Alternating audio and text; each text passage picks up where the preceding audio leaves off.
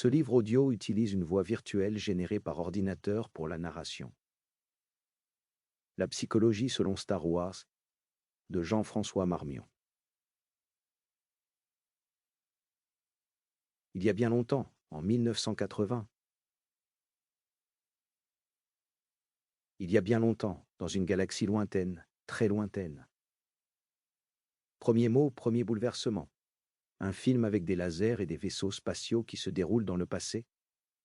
Et pas sur Terre, tout le monde vit sur une planète inconnue.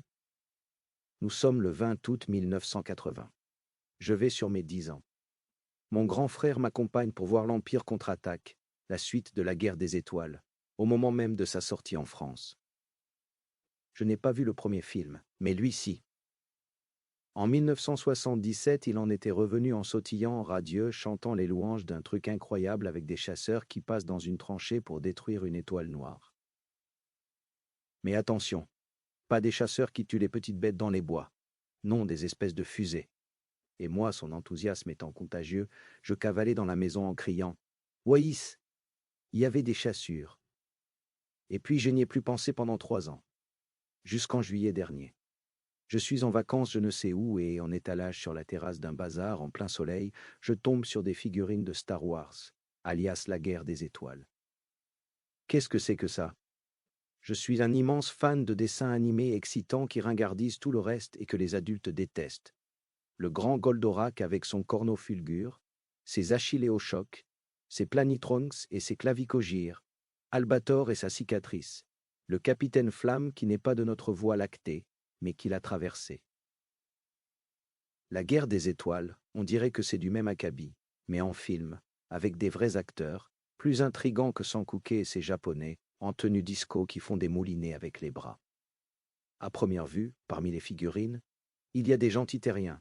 Luke avec une espèce d'épée jaune incrustée dans le bras. Han Solo avec un super gilet noir sans manches sur sa chemise blanche. La princesse Leia, une fille, j'aurais un peu honte de l'acheter, ça ferait poupée. Le papy Ben Kenobi, pas pressé non plus de jouer avec. Le commandant de l'Étoile Noire. Et il y a de méchants extraterrestres. Dark Vador, l'homme des sables, le petit Jawa, Chick Taba, un soldat impérial. Plus un robot rigolo, des deux, et un certain 6PO, dont je ne saurais dire s'il est gentil ou non, de chair ou de fer. Je demande à mes parents de m'en prendre une poignée. Très vite, je les aurai tous. Mon frère me surprend avec, m'explique 2 ou 3 détails, mais ça reste flou. Plus tard, je vais dénicher des figurines moins courantes mais tout aussi bizarres. Hammerhead, Walrusman, Power Droid, Grido, et j'en passe. Puis j'entends à la radio que la suite du film, l'Empire contre-attaque, va justement sortir, avec le fantôme de Ben Kenobi. Quel empire? C'est quoi au juste, contre-attaque? Le Papy Ben est mort? Il faut que je voie le film, bien sûr.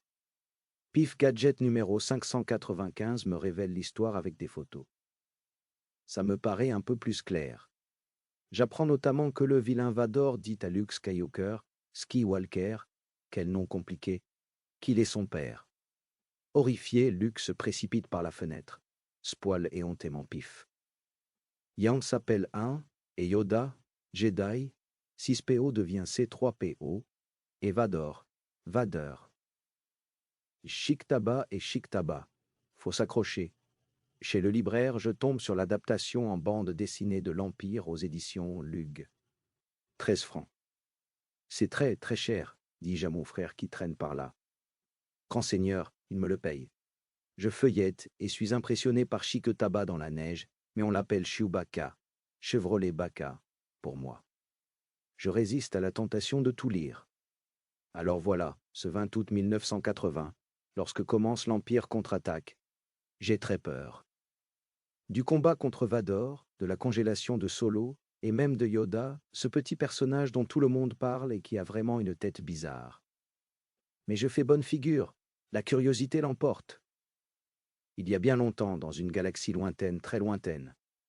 Donc, paf, le titre La guerre des étoiles ou Star Wars, déjà, je ne sais plus, explose sous mon nez, emplissant tout l'écran en lettres jaunes, accompagné d'une musique pétaradante et majestueuse.